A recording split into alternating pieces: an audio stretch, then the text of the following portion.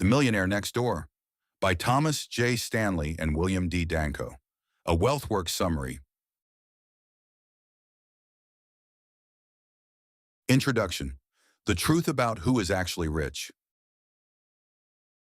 Thomas Stanley and William Danko spent decades studying actual millionaires in America. Not the ones on television, not the ones driving Ferraris and living in mansions, the real ones. What they found shocked them, and will likely shock you too. The typical American millionaire does not live in an upscale neighborhood. They drive a used car, often a domestic brand. They wear inexpensive clothes. They clip coupons.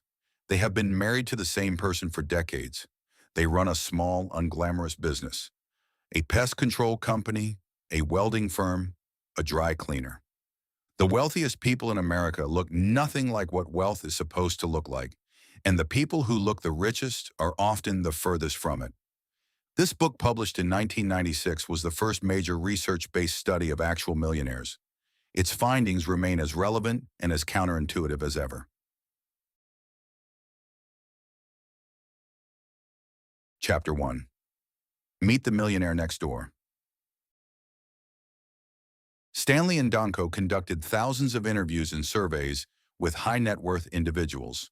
Their first major finding: the majority of people with high incomes are not wealthy, and the majority of wealthy people do not have high incomes. They introduce a concept called PAW and UAW, prodigious accumulators of wealth and underaccumulators of wealth. The formula is simple. Multiply your age by your annual pre-tax income, divide by 10. That is your expected net worth. If your actual net worth is twice that or more, you are a PAW. If it is half or less, you are a UAW. The most common finding: high-income professionals, doctors, lawyers, executives, are disproportionately UAWs. They earn a lot and spend a lot. The millionaire next door earns moderately and spends very little. The action: calculate your expected net worth. Are you ahead of or behind where you should be for your age and income? The gap tells you more than any investment strategy. Chapter 2. Frugal, Frugal, Frugal. The single most consistent characteristic of the millionaires Stanley and Danko studied: they are frugal. Not cheap, frugal. There is a difference. Cheap avoids spending even when spending creates value. Frugal spends intentionally on things that matter and avoids spending on things that don't. The millionaires in this study almost universally reported that their spouses were equally or more frugal than they were. They reported living in the same house for decades. They set annual household budgets. They knew exactly what they spent every year. They prioritized financial independence over social status. The most telling contrast: the people who looked richest, the ones driving luxury cars, living in expensive postcodes, sending children to elite private schools, were often asset poor and lifestyle rich. High consumption and high income are not the same as wealth. The action: track your total annual spending this year. Do you know within 10% what you spent last year? Most people don't. The millionaires in this study do.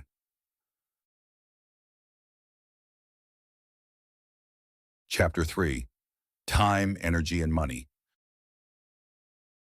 Stanley and Danko found that the wealthy allocate their time, energy, and money very differently from high-income, non-wealthy people.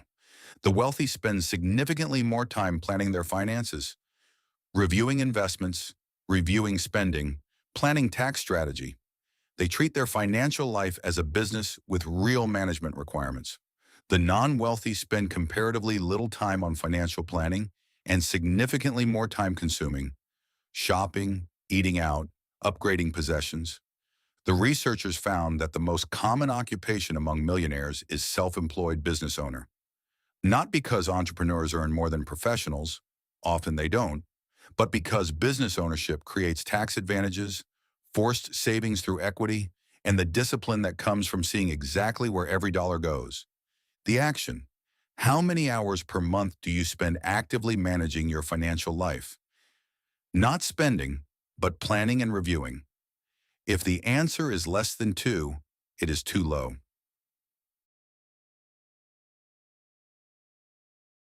Chapter 4. You are not what you drive.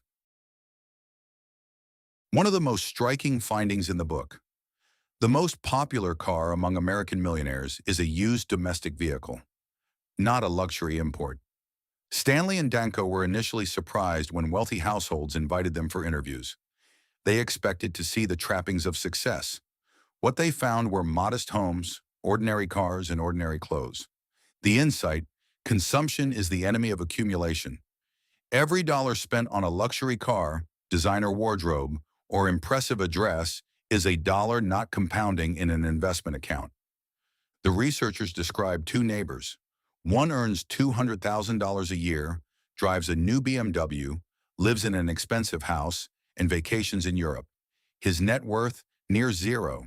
His neighbor earns $80,000 a year, drives a 10-year-old car, lives in the same house for 20 years, and invests 15% of income annually. His net worth, $2 million. The wealthier person is invisible. The action: identify one area where you are spending for appearance rather than value. What would happen to your net worth if you redirected that spending to investment over 10 years? Chapter 5. Economic Outpatient Care. One of the book's most unexpected chapters concerns wealthy parents who financially support their adult children.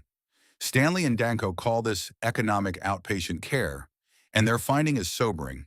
It typically makes the recipients less wealthy, not more. Adult children who receive regular financial gifts from parents tend to spend more, save less, and accumulate less wealth than those who do not, even when the gifts are substantial. The explanation is psychological. Financial support from parents substitutes for financial discipline. It removes the necessity that drives wealth-building behaviors. The children who are given everything often build nothing. The children who are given nothing, or given tools rather than money, build the most. The practical implication for parents: giving your children financial education, work ethic, and values builds more lasting wealth than giving them money. The action: if you give or receive financial gifts from family, consider honestly whether the gift builds or undermines financial independence. A note at the end. The Millionaire Next Door delivers one of the most important messages in all of personal finance. Wealth is quiet, it is invisible, it is built through decades of consistent, unglamorous behavior. The people who appear wealthy are often not. The people who are wealthy often don't appear to be. Build the thing, not the image of the thing. The net worth that no one can see is more valuable than the lifestyle that everyone can. This has been WealthWorks. If this was useful, subscribe. There is more where this came from.